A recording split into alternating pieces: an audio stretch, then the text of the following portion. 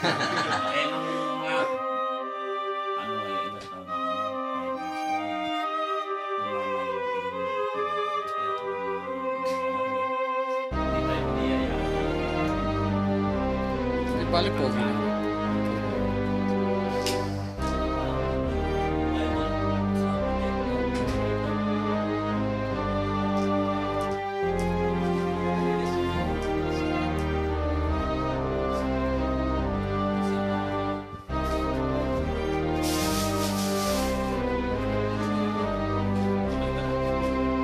Nung nag-aaral ako dati, kinder pa lang, yung mga pumupunta ng mga katikista, yung sa Bible, tungkol sa Panginoon.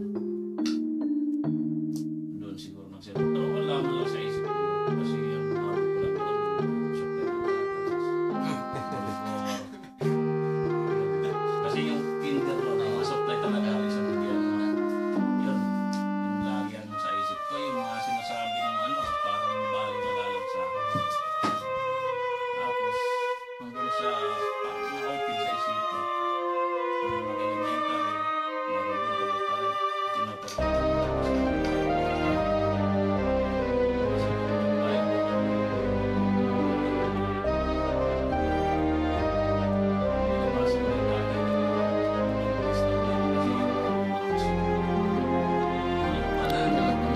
Espadahan pa.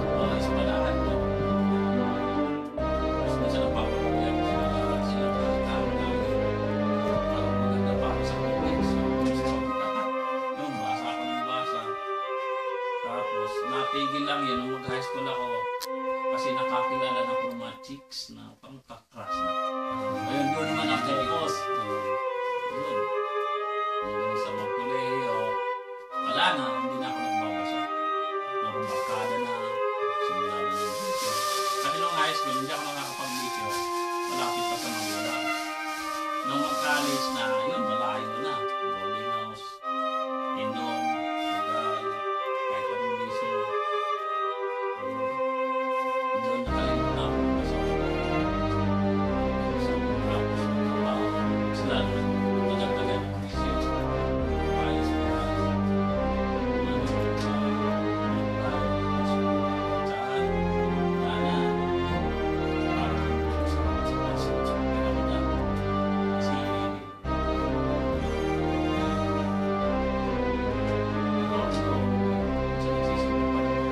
nagsisimba kasi may ka-eyeball, may ka-date.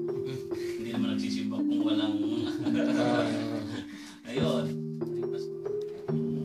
Tapos, pero isa lang hindi ko tinikman doon mag-droga.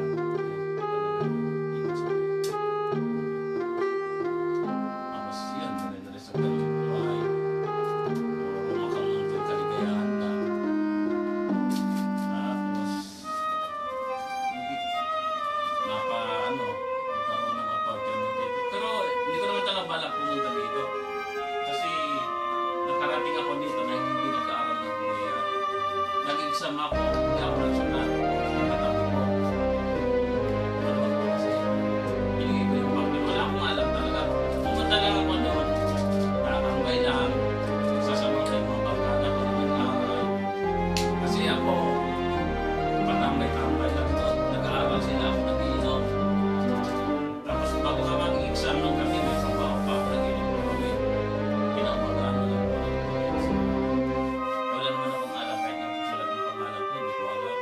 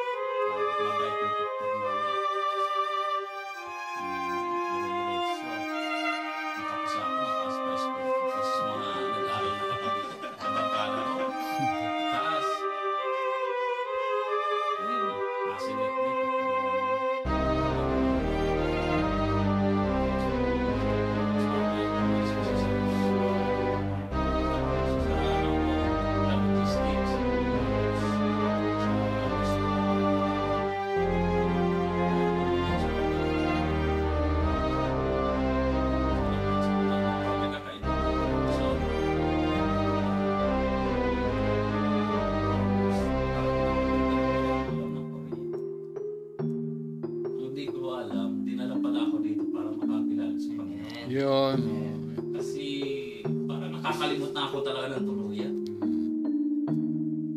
Nung pagdating ko, pero nung pagdating ko dito, hinahanap ko pa rin yung busy na yun. Hanggang sa napunta ako pala, may magdadala pala sa akin. Parang makilala. Inakay ako ni brother Arvindo at saka ni sister Ada.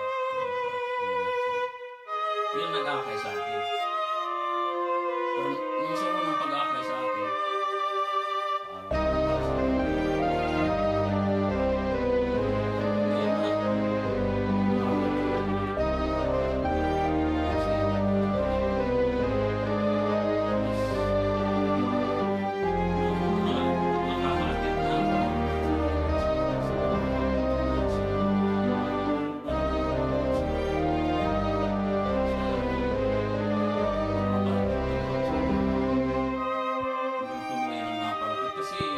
minsan ngayon, pag niyaya ako mag-inom, magsugat, parang wala na akong gana.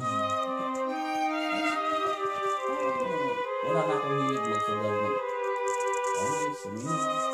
Wala nang hilig. Dati hindi ko nito. Siguro kumipilo sa akin ng Panginoon. Unti-unti lang pala. Hanggang sa ito. Sumasama na sa mga events. Ganda. Pangapalapit ka na. Malalay ko siya. Kahit ayaw mo mapigilan yung puso na yun. Mawawalan ka na sa mga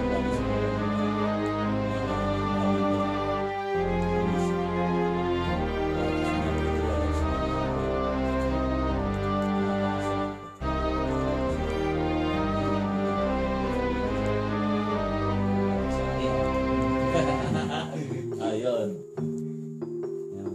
Kaya nagpapasalamat ako sa Panginoon na hindi pala ako pinabayaan. Nandyan siya lang. Kahit lumayo man ako, nandyan pa rin siya.